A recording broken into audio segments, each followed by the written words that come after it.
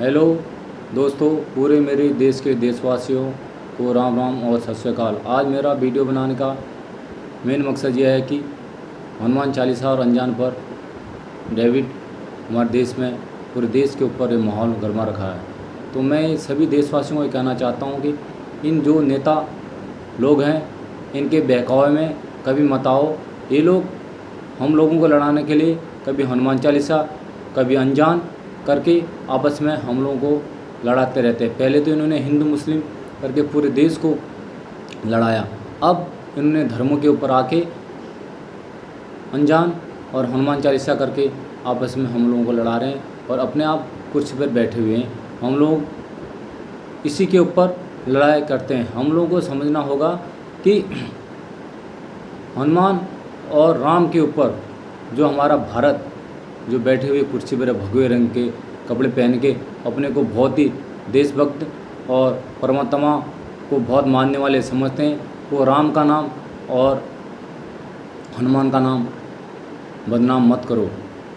राम इतने मर्यादा पुरुषोत्तम राम थे कि उन्होंने कभी किसी को एक चींटी को भी मारने की अनुमति नहीं दी और उस पर हमेशा दया किया। और हनुमान जी राम के इतने भक्त थे कि उन्होंने राम को कभी कष्ट नहीं होने दिया। ये सियासी लोग हैं, ये राम और हनुमान को बीच में ला के अपनी राजनीति करना चाह रहे हैं। मैं कहता हूँ इन लोगों को, अब जो तुम भगवा कपड़े पहन के राम और हनुमान का नाम ले रहे हो, अब तुम्हारा समय निश्चित आ गया। मैं इस हनुमान जी को कहता हूँ कि हे प्रभु, जहाँ पर भी तू इस कलयुग में निवास कर रहा है, जो तेरे राम को, तेरे मर्यादा पुरुषोत्तम राम को जो इस तरह से बदनाम और जलील कर रहे हैं, उनको पूरे देश में उनका बदनाम किया जा रहा है। मैं उन लोगों के ऊपर, आप कहीं भी हो, उन लोगों के ऊपर ऐसा जैसे आपने सतयुग में सभी विनाशकारी राक्षसों का वध किया था, अन्याय के ऊपर हमेशा उनको वध करके उनको मारा था, उसी प्रकार से आप इस कलयुग में वास कर रहे हो तो आके इनको ऐसी सज़ा और ऐसी मौत दो कि ये सोच से भी समझ कर भी इनको अच्छा न लगे। मैं हनुमान जी और राम को जो लोग जलील कर रहे हैं और उनको नीचा दिखाने की कोशिश कर रहे हैं और हम लोगों को आपस में लड़ाने की कोशिश कर रहे हैं, हम लोगों को ये समझना होगा कि हमको आपस में लड़ने की ज़रूरत नहीं है। ये लोग रोड पर क्यों नहीं आ रहे हैं? इन लोगों को भी रोड पर आना चाहिए। इनको दिखाई नहीं दे रहा है कि हनुमान चालीसा पढ़ा जा रहा है, हाँ, और अनजान पढ़ा जा रहा है। ये लोग अपने बच्चों को रोड पर क्यों नहीं उतार रहे हैं? तो हमको क्यों, हमारे बच्चों को क्यों? इनको भी तो अपने बच्चों को आना चाहिए, अपने बच्चों को भेजना चाहिए। राजनेता हैं, इनको भी आना चाहिए रोड पर कि आप गलत काम कर रहे हो तो आप लोग ऐसा मत करो करके। हम लोगों को क्यों करते हैं? उनको पता है गरीब और के बच्चे हैं, इनको अपना थोड़ा मोटा रकम देके इनको रोडों पर उतार दो कि ये अनजान पड़ रहा है, इनके ऊपर आप आंदोलन करो और इनको गाली दो, इनके मस्जिदों पर और पथराव करो। ये सब इन लोगों की सिखाई हुई और कमेटी है। अपने आप कुर्सी पर बैठे रह रहे हैं। शासन प्रशासन किस लिए होता है? शासन प्रशासन इसलिए होता है कि जो गलत कर रहा है, चाहे वो हिंदू हो चाहे मुसलमान हो, कोई भी धर्म हो हमारे देश के अंतर्गत, उसको तुरंत कड़ी से कड़ी सज़ा देना। ये लोग हमको आपस में लड़ा के और राजनीतिक रंग लेके डिबेट करके टीवी में हम ऐसा करेंगे, हम ऐसा करें, वैसा करेंगे, हम ये होने देंगे, हम हिंदू राष्ट्र बनाएंगे। हाँ, हिंदू राष्ट्र आप क्या करना चाहते हो? ये मेरे समझ में नहीं आ रहा है कि हिंदू राष्ट्र में आप किस किस को शामिल करना चाहते हो, क्या आपका मकसद है? मैं मोदी जी से और योगी जी से पूछता हूँ कि आपका क्या मकसद है कि आप हिंदू राष्ट्र में किस किस को शामिल करना चाहते हो? ना हमारा हिंदू राष्ट्र पहले खतरे में था, ना आज है खतरे में है। तो ये भगवा रंग की सरकार खतरे में है कि 2024 के चुनाव के ऊपर इन्होंने जब जब चुनाव आने लगे तब तक इन्होंने देश में आतंक फैलाया। पुलवामा हमला अटैक इन्होंने करवाया। हर जगह, अभी सभी जगह का नाम मैं नहीं लूँगा क्योंकि कुछ इस देश में एक सामाजिक तत्व होते हैं जो पूरे देश का माहौल ख़राब करते हैं। ये पूरी दुनिया, पूरा देश, पूरा बाहर का फॉरेन कंट्री भी जानती है कि जब जब हमारे इंडिया में इलेक्शन होते हैं तब तब मोदी सरकार के दंगे उत्पन्न हो जाते हैं। ये इनकी रणनीति है, इनका काम है। ये ऐसे हिटलर सरकार है कि जिसका कहना हिटलर से भी मुश्किल है। ये हिटलरों की तरह तानाशाही करके हमारे देश को गुलाम बनाने की जंजीरों की ओर ले जा रहे हैं।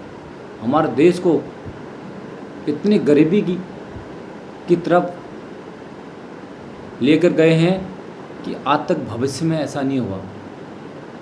इतने सालों से हमारा देश ऐसे चल रहा था, 75 साल हमारे देश के हो गए।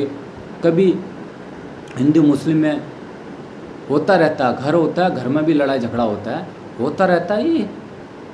ये राजनीति, इनको कुर्सियों पर जिनको हमने बैठा रखे उनका काम होता है समझाना, ऐसा मत करो, लड़ाई मत करो, झगड़ा मत करो, आपस में खून खराबा मत करो, हमको क्या मिलना। नहीं, ये वो नहीं चाहते हैं। ये चाहते हैं ये खून खराबा हो देश पे, कि खून खराबा हो तो हमारी सरकार बनी रहे, हम तानाशाही सरकार बनी रहे, हम हिटलर की सरकार बनी रहे। ये मोदी और योगी का ये काम है। जब से मोदी और योगी आया हमारे देश के अंतर्गत आतंक का बढ़ावा, हाँ, रोज़गार बंद, शिक्षा बंद, हाँ, योजनाएं बंद, सरकारी अस्पताल बंद, सरकारी बैंक बंद, रेलवे बंद, सब निजीकरण कर दिया। क्यों किया भाई निजीकरण? क्यों किया? तुम अपने को क्या समझते हो? बहुत बुद्धिजीवी समझते हो क्या अपने को? इतने बुद्धिजीवी तुम हो नहीं जितना तुम अपने को खुद को समझते हो। ठीक है, रावण को भी ऐसा गर्व था कि मेरे को इस दुनिया के, इस संसार में मेरे से बुद्धिजीवी और मेरे को मारने वाला कोई पैदा नहीं हुआ। ये भूल मत करो। तुम भगवा रंग पहने हुए कपड़ों, ये भूल मत करो, नहीं तो ऐसी दुर्दशा रावण की तरह होगी कि ज़िंदगी में पूरी दुनिया सदियों तक, जैसे अभी पीढ़ी से पीढ़ी दर तक हम रावण को याद करते हैं, उसकी कारनामे उसको जला जाता है, इसी प्रकार से हमारी आने वाली पीढ़ी तुमको कभी माफ़ नहीं करेगी। तुम क्या सोच रहे हो हमारे देश में आंदोलन नहीं होगा? क्या सोच रहे हो हमारी कुर्सी है, हम कुछ भी कर सकते हैं? ऐसा नहीं है, ये नामुमकिन है। ऐसे सोच आप अपने दिमाग से निकाल दो कि हम इस प्रकार से दंगाई करते रहेंगे और हमारी आने वाली पीढ़ी और हमारी पब्लिक चुप बैठेगी। नहीं, ऐसा नहीं होगा। तुमको पता नहीं चलेगा कि संसद कब घेर दिया है। पता है, जब जलियांवाला बाग हत्याकांड हुआ था तो हमारे देश के नौजवानों ने की कितनी जान गई थी। हिटलर तानाशाह क्या क्या किया था ना, अपने शासन के लिए, अपने ऐशो आराम के लिए, अपने और सियासी रंग को जमाने के लिए हिटलर ने हमारे देश में बहुत आतंक किया था। तब भी हिटलर को देश छोड़कर जाना पड़ा। जब जनता एकजुट हो जाती है और मुट्ठी बंद हो जाती है तो उस मुट्ठी को खोलने वाले तुम्हारे बाप की ताकत नहीं है। मैं तुमको फिर से आगाह कर रहा हूँ, आप हिंदू राष्ट्र बना के आप क्या करना चाहते हो? आप कौन कौन सी जातें इस हिंदू धर्म में मिलाना चाहते हो? हाँ, आप इस देश को गुमराह मत करो, देश को कंगाल मत करो। तुमने पहले तो कंगाल कर दिया है, अब धर्म के नाम पर भी देश को कंगाल करना चाह रहे हो और देश को लूटना चाह रहे हो। तुम्हारा पेट नहीं भरा अभी तक। तुम्हारा अब पाप ना, तुम्हारा जिस दिन पाप का घड़ा भर जाएगा उस दिन तुमको खुद पता नहीं चलेगा कि क्या हो गया। जो तुम अपनी अभी कलम की पावर समझ रहे हो कि हम कुछ भी कर सकते हैं, हम सियासी हैं, हम कुर्सी पर बैठे हैं, हाँ हम कुछ भी कर सकते हैं, ये तुम्हारी गलती है। हमारा हिंदू मुस्लिम सिख ईसाई आपस में सब भाई भाई, हम भाईचारे से रहते हैं। तुमको क्या आफत है? वो अपना अनजान पढ़ ले तो हम अपना हनुमान चालीसा पढ़ ले अपने आप पढ़ते हैं। हाँ, तुमको क्या आफत है बताओ? हाँ, जो गलत कर रहा है, हिंदू गलत कर रहा है, मुसलमान गलत कर रहा है, उसके ऊपर कानूनी कार्रवाई करो कि हाँ भाई आप गलत कर रहे हो, आपने और इस जगह अधिकरण किया है, ये जगह सरकारी है, आप प्रूफ एविडेविट ला के उसको प्रूफ करके उसको हटाओ। ऐसे लड़ाई करा के क्या फ़ायदा आपको? हम लोगों को आपस में मरवा के, हाँ तुम्हारे बच्चे रोड पर क्यों नहीं आ रहे हैं ये बताओ? बताओ ना हमको, और जवाब दो मोदी योगी, जवाब दो हमको। तुम्हारे बच्चे जो जो दंगे होते हैं, जब से हमने इस धरती पर पैदा हुए तब से देखते हैं, जब जब दंगे होते तुम्हारे MP MLA सांसद मंत्री के बच्चे इस रोड पर क्यों नहीं आते हैं लड़ाई करने के लिए, चाकू तलवार बंदूक लेके क्यों नहीं आते? हमारे बच्चे क्यों जाते हैं? तुम भी अपने बच्चों को बेचो ना, तुम्हारा देश नहीं है ये। जहाँ पर गलत हो रहा है रक्षा करना तुम्हारा भी तो काम है ना। तुम कोई भगवान का रूप नहीं हो ना, कुर्सी पर बैठो, अपने आप भगवान का रूप मत समझो। ये सोच रावण के मन में आई थी, रावण का विनाश हो गया था, ठीक है? तुम्हारा विनाश तो होगा ही होगा, ये निश्चित है। ये इतने हमारे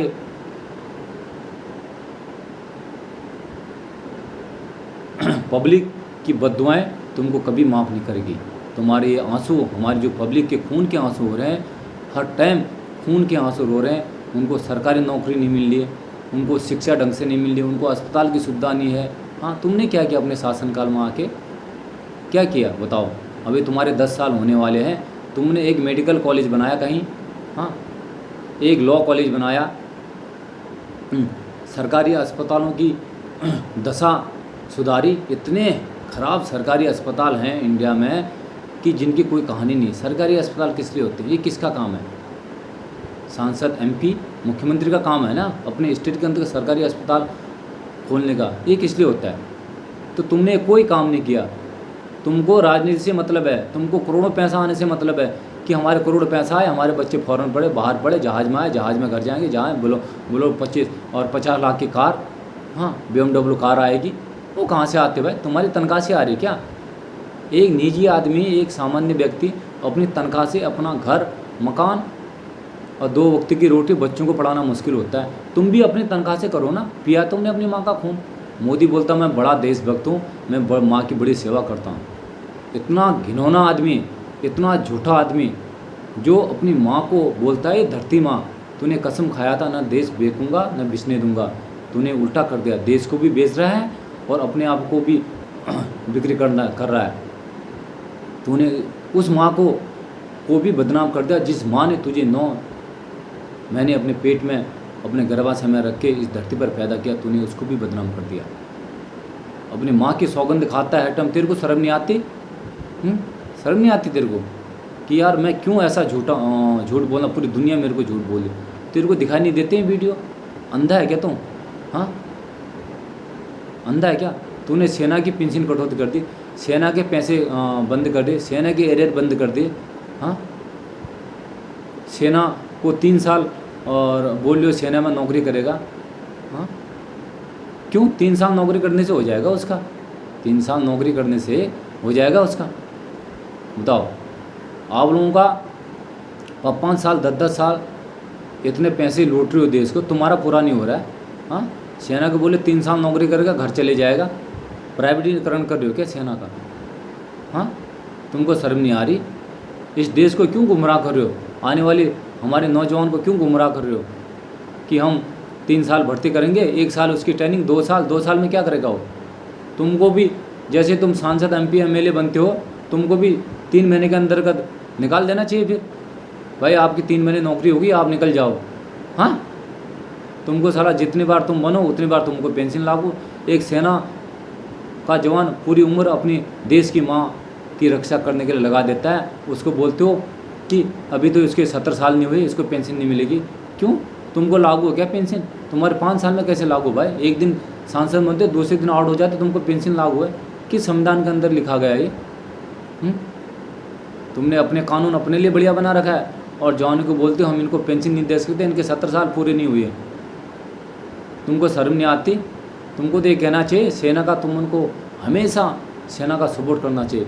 जब जब ये मोदी सरकार आई तो इन्होंने सेना का भट्टा बोल कर दिया।